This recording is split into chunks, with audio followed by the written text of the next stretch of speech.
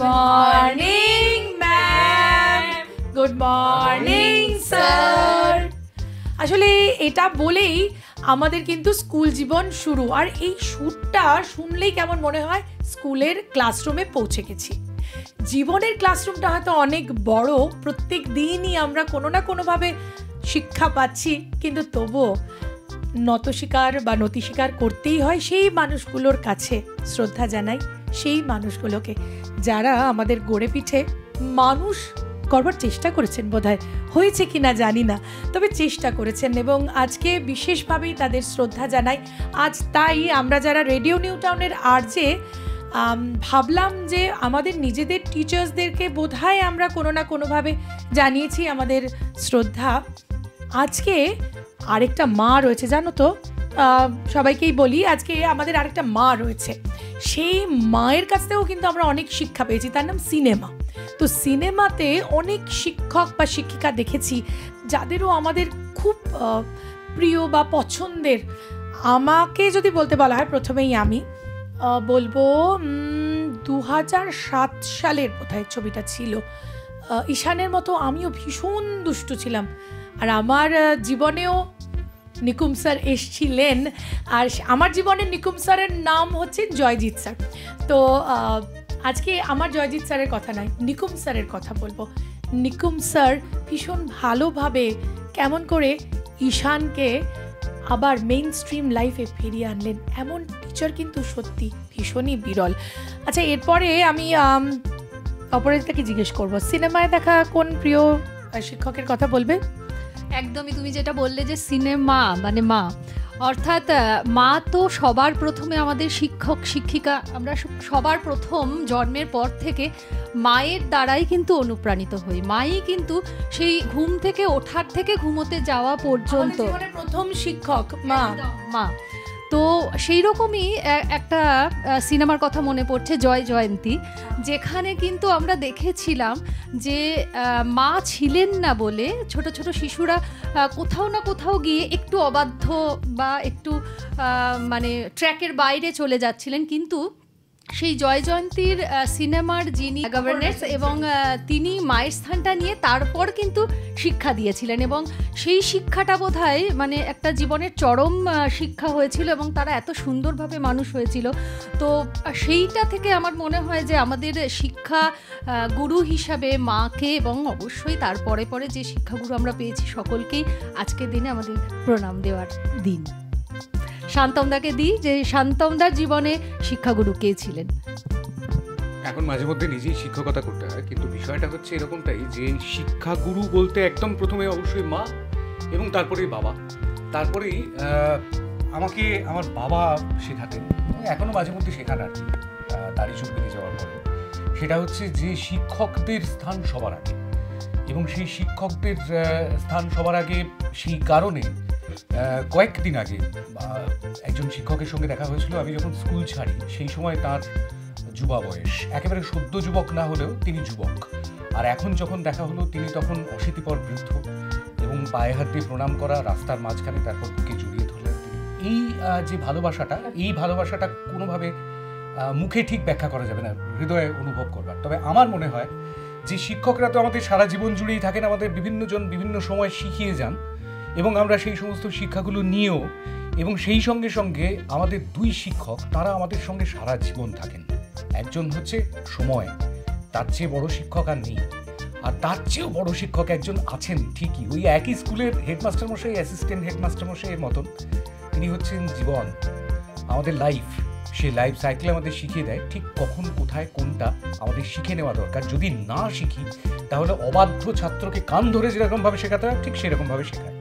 তবে একটু আগে জয় জয়ন্তীর কথা বলছিল অপরাজিতা, আমার সাউন্ড অফ মিউজিকের কথা মনে পড়ে গেল, যার থেকে অনুপ্রাণিত হয়ে জয় জয়ন্তী তৈরি করা। কিন্তু বিষয়টা হচ্ছে যে আমার কিন্তু অন্য আর একজন শিক্ষকের কথা বলতে ইচ্ছে করছে। আমি কোনির কথা বলবো না, তিনিও একজন বিখ্যাত শিক্ষক, কোনির শিক্ষক যিনি ছিলেন। কিন্তু এই মুহূর্তে আমার 1955 সালের একটা ছবির কথা মনে পড়ছে, সেটাও একটা আইকনিক ফিল্ম।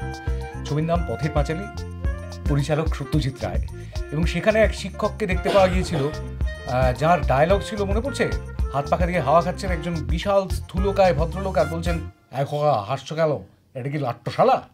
তিনি তুলসী চক্রবর্তী, তিনি একজন আইকন চলচ্চিত্রের, বাংলা চলচ্চিত্রের। অপুর পাঠশালা, প্রসন্ন মাস্টার মশাইয়ের পাঠশালা, আর সেই পাঠশালার গুরু ঠাকুরকে একবার হঠাৎ করে মনে পড়লো। একসময় তো এরকম তারাও ছিলেন আমাদের জীবনে, আমাদের জগতে। আর তারপর বদলাতে বদলাতে এখন কর্পোরেট স্কুলের টিচাররা চলে এসেছেন, যারা স্যুট বুট পরে থাকেন। বদলটা হয়েছে, কিন্তু শেখানোটা বদলায়নি। একেবারেই তাই, একদমই তাই। কিন্তু একটা সময় যেটা একটুখানি তফাৎ, সেখানে হচ্ছে যে তারা বসে আছেন ওরকম খালি গায়ে হয়তো, কিন্তু বসে আছেন হয়তো পাটা তুলে, এক্স্যাক্টলি সেটাই বলছি, পাটা মুদিখানার দোকান চালাতে চালাতে। এখনকার টিচাররা কিন্তু ওই যে 6 ঘন্টা বা 8 ঘন্টা পড়াচ্ছেন, তারা কিন্তু দাঁড়িয়ে থাকেন পুরোটা। এখন কিন্তু ওই চেয়ারটা, টেবিলটা সরিয়ে নেওয়া হয়েছে, শুধু এই গ্রিন বোর্ড বা স্মার্ট বোর্ড রাখা হয়েছে, বা ব্ল্যাক বোর্ডও আছে, হোয়াইট বোর্ডও আছে, কিন্তু তাদের বসতে দেওয়া হয় না। তার মানে টিচাররা কিন্তু এখন স্টুডেন্টদের সঙ্গে মিশে গিয়ে, এবং আজকাল টিচারও বলা হয় না, হ্যাঁ, তাদেরকে মেন্টর বা ফ্যাসিলিটেটর বলা হয়। সো একটা অদ্ভুত চেঞ্জ এসেছে, এবং সেটা বোধহয় আমরা সিনেমার মধ্যেই দেখতে পাই নানানভাবে কিভাবে চেঞ্জ এসেছে। মানে এই যে তুলসী চক্রবর্তী থেকে আমার নিকুম স্যার, তার মধ্যেও কিন্তু মানে এই স্যার বাড়ি চলে যান, গিয়ে বোঝেন, বাবা মাকেও বোঝান যে কোথায় গলদ হচ্ছে। শুধু স্কুলে হয়ে গেছে, ছুটি হয়ে গেছে, বাড়ি চলে গেছে, এমন নয়। দায়িত্বটা শেষ হয়ে যায় না। ঠিক কথা। টিচার না, মানে বন্ধু হয়ে গিয়ে শিক্ষা দিচ্ছে, সেটাই বোধহয়। অর্পিতা, তোকে জিজ্ঞেস করবো যে আমাদের আজকের টপিক যে চলচ্চিত্র থেকে আমরা কোন শিক্ষাগুরুর দ্বারা প্রভাবিত হয়েছি। একবারেই অপরাজিতা দি। আর এই যে আজকে টিচার্স ডে, আমার মনে হয় প্রত্যেকেই অনেকের টিচারের কথাই বললেন। তো এটাও ভুলে গেলে চলবে না, যখন আমরা কোনো সময় খুব ডাউন হয়ে থাকি, বা হয়তো কারোর সঙ্গে কোনো কথা বলার স্কোপ পাই না, বা সুযোগ হয়ে ওঠে না, যেটাই হোক না কেন, তখন কিন্তু আমরা নিজেরাই নিজেদের টিচার হয়ে যাই। তখন নিজেরাই নিজেদের মনকে বোঝাই যে কোনটা ঠিক, কোনটা ভুল, কোনটা করা উচিত, কোনটা করা উচিত নয়। তো এরকমই আরেকটা সিনেমা, যেটা দাদা বলতেও বললেন না, যাই হোক সেটাই আমি বলবো, কোনি সিনেমার কথা, যেখানে একটাই ডায়লগ, যেটা কোনি ফাইট। ওটাই মানে যখন যেই সময় আমরা কাজের শুরু করছি, কিভাবে কোন পথে এগোবো, সেই সময় যখন অনেক রকমভাবে দিগ্ভ্রান্ত হয়ে যাই, তখন নিজেদের বোধহয় এটাও বোঝানোর প্রয়োজন হয় যে লড়াইটা লড়ে যেতে হবে, তারপর তো বাদবাকিটা সময়ই বলবে। শুধু পাশে যদি একটা খিদ্দা থাকে, তাহলে তো আর কোনো একটা বড় পিলার, সেটা ধরে সব। তো আমাদের দেশ হচ্ছে দ্রোণাচার্যের দেশ, মানে দ্রোণাচার্য থেকে খিদ্দা, সবাই বোধহয় আমাদের ওইটাই শেখান যে ফোকাস। দ্রোণাচার্য তাই বলেছেন, আমরা বারবার করে আমাদের ছোটদেরও হয়তো শেখাই যে ফোকাস হারিও না, ওই যে পাখির চোখ, ওই দিকে তাকিয়ে থাকো। খিদ্দাও কিন্তু ওই একই রকমভাবে বলেছে যে just fight and go for it. হ্যাঁ, মানে এইভাবেই বোধহয় আমাদের শিক্ষকরা, মানে সিনেমা থেকেও আমরা কিন্তু এমন শিক্ষকদের পেয়েছি। হ্যাঁ, আর আরেকটা কথা যে ওই বলে না যে আয়নার সামনে দাঁড়িয়ে যাকে দেখতে পাচ্ছ, সেই তোমাকে একমাত্র এগিয়ে দেবে তোমার কাজে, সেটাই বোধহয় সত্যি। আমার মতে আমরা যোদ্ধা বলতে যাদের বুঝি, শিক্ষকও আমার মতে একজন যোদ্ধা।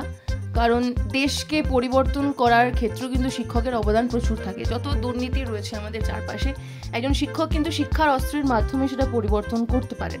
তো সেরকম একটি চরিত্র হঠাৎ মনে পড়ে গেল, দক্ষিণী চলচ্চিত্র রাত চাষি, সেখানে অভিনেত্রী জ্যোতিকাকে আমরা অভিনয় করতে দেখি গীতা রানীর চরিত্রে।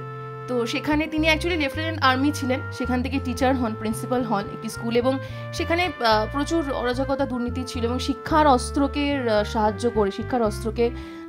সাহায্যে তিনি কিভাবে সেই পরিস্থিতিটাকে একদম মানে সম্পূর্ণ পবিত্র করে দেন, এই জিনিসটা আমাকে খুব ইন্সপায়ার করেছে। যেমন টিচার যে করতে পারে একজন শিক্ষক, এটা আমাকে খুব ইন্সপায়ার করেছে।